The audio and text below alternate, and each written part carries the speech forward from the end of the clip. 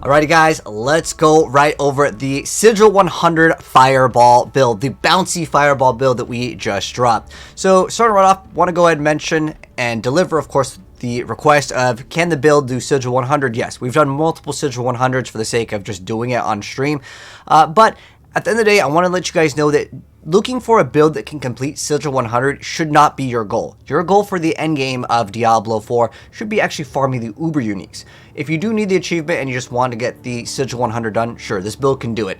But I just want to go ahead and mention that it's not ideal to try to sit there and farm Sigil 100s again and again. Sure, you get more glyph XP, but at the end of the day, they are going to be quite difficult because of the damage they deal. We're going to be able to do really good damage. I mean, most of the stuff just gets eliminated within a few seconds, but at the end of the day, it is not valuable to look for a build that is sitting there farming Sigil 100s because you're not going to be getting a bunch of Uber Uniques at the very end or a very high chance to get a special item that you wouldn't be able to get elsewhere. You're better off farming the Uber Uniques and doing that form of content if you're looking to actually make your character stronger. But for the sake of the video, because it's been something requested and I've seen it a lot of times, people will ask, hey, can the Bouncy Fireball build do Sigil 100? And yes, it can. So I'm going to do a longer dungeon here. Sure, we could do Go Ruins and slam out a 2-minute gameplay, but I want to go and talk about the differences between a Sigil 100 and go over the build that you guys are seeing in the gameplay, as I'll just link it down below because it is going to be playing a lot more tankier and the damage is totally fine. You're not going to be really in any deficit from removing some damage from the build. So starting right off, in terms of the pieces of gear, I'm going to go ahead and mention like some of the best in slot, but if you don't happen to have some of the items, basically the only like best in slot for every single build is going to be Shaco, and a lot of people may not be able to get that, but that's totally fine. It's not like a super required item. It just will help out with a little bit of extra resource gen. You can actually get plus Hydra, maximum life, and cooldown reduction elsewhere, so it's really not that big of a deal. It's not like Shaco is build enabling if you do or don't get it. It's just for the build, I will always recommend the top tier stuff, and Shaco is technically farmable now. Nonetheless, it's still quite rare. So starting right off, what has actually changed in the build from our normal like just boss melter to doing Sigil 100 specifically?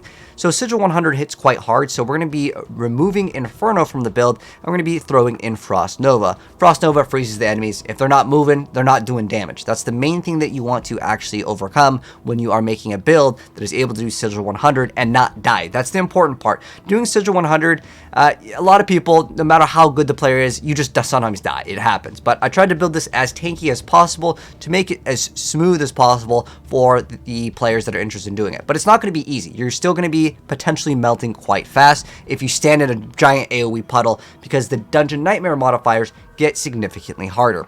But the main difference between what we shown off before, I'm just going to go over the main changes here because I'm going to hopefully know that you've already watched the video of the build guide for this build, but this is again the Sigil 100 version, and I guess just gameplay because people wanted to know, can it do Sigil 100? And so we are going to be running the ever-living aspect. So instead of running to bolts, which is kind of normal, we want to run some differences here in terms of the pants. And what would you want to look for stats? So it's kind of like the generic thing. You want life, you can get dodge, you can get damage reduction from enemies that are burning, you can get closed. Any of those forms are great. I would probably not recommend getting damage reduction while injured, but damage reduction from close distance, flat damage reduction, armor, all those are going to be great stats. So just a bunch of defensive stats on your pants. If you do want to get extra resistances, if your build does need it. However, if you copy the build and use this exact template, you will pretty much have maximum resistance, and because on the rings there is like maybe like a 1% difference depending on your item power, but for the most part you will have maxed out resistances. We have maxed out resistances in the gameplay, and you can see sometimes any just small monster can just hit you for a huge amount of life.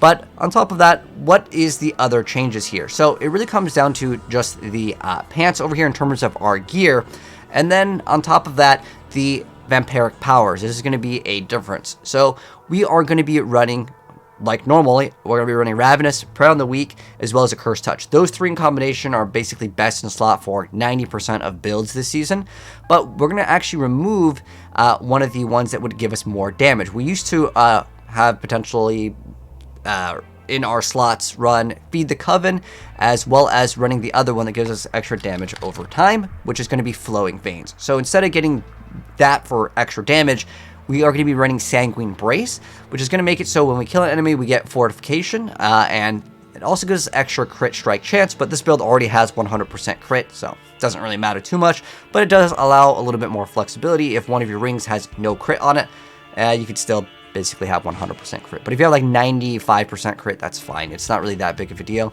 but this helps out a little bit. And then we're also running Undying. So Undying will allow us to heal for 3% of our life every single time we activate a ability. So that really helps out a bit. And as far as the skill tree, again, I'm assuming most people are just going to use the website, so I will link that down below as well. So it's just the Mobiletics one.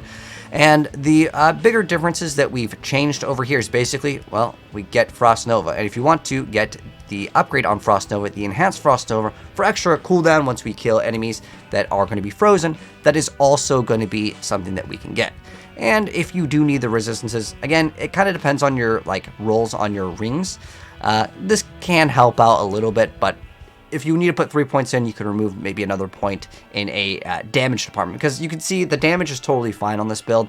Most of the elites will melt within a few seconds. It's just depending if they happen to have like little barrier, or if they have like extra health, or if there's something that gives damage resistance, then it might take a little bit longer. But again, there is really very little differences with this version of the build versus the normal one, with the exception, and the most important thing is, of course, Frost Nova.